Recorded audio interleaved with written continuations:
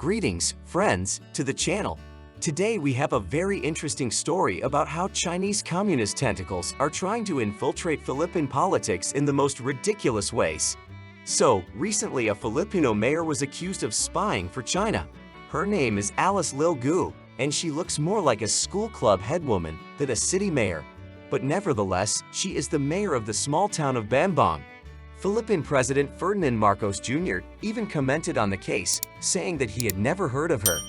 However, Gu's social media accounts have photos of her posing next to Marcos himself during his 2022 election campaign. Maybe he just didn't recognize her without her face mask. However, Marcos insists that they just happened to be at the same event.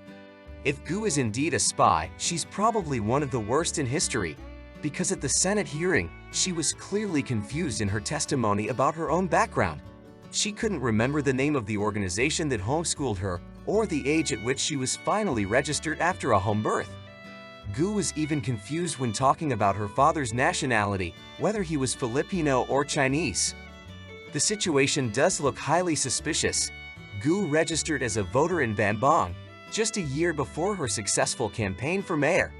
Her Chinese surname is also atypical for Filipinos of Chinese descent.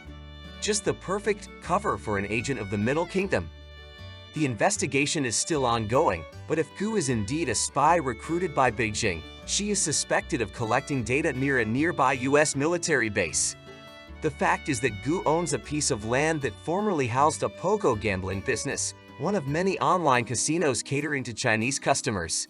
And such establishments in the Philippines are often linked to crime and possible espionage. Under former President Rodrigo Duterte, known for his pro-Beijing policies, visa regulations for Chinese were eased significantly. As of 2020, there were about 90,000 Chinese nationals working in Philippine Pogo. Many of them were likely recruited by Chinese intelligence agencies to gather intelligence and infiltrate power structures by bribing officials. In 2017, it is estimated that corrupt officials made more than $800 million doing so.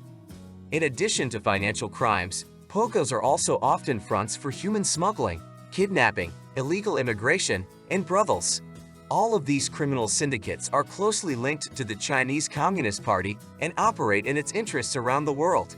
Moreover, Chinese consulates are often involved in similar illegal activities, becoming strongholds of Chinese intelligence and propaganda.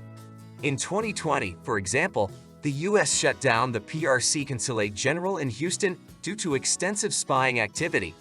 Chinese diplomats were engaged in intellectual property theft, spying on Uyghurs and dissidents, and attempts to influence local politics. This is why many intelligence agencies consider Chinese consulates to be veritable nests of spies and criminals under diplomatic cover. The Philippines is currently in the process of tightening regulations for pogo gambling businesses. They want to move them out of areas adjacent to military bases, impose strict licensing requirements, and tighten controls. After all, some of these casinos are located dangerously close to important strategic facilities, which, in the context of territorial disputes with the PRC in the South China Sea, poses serious risks to Philippine national security. In conclusion, I want to thank you for watching and remind you, put likes, subscribe to the channel, and share this video with your friends.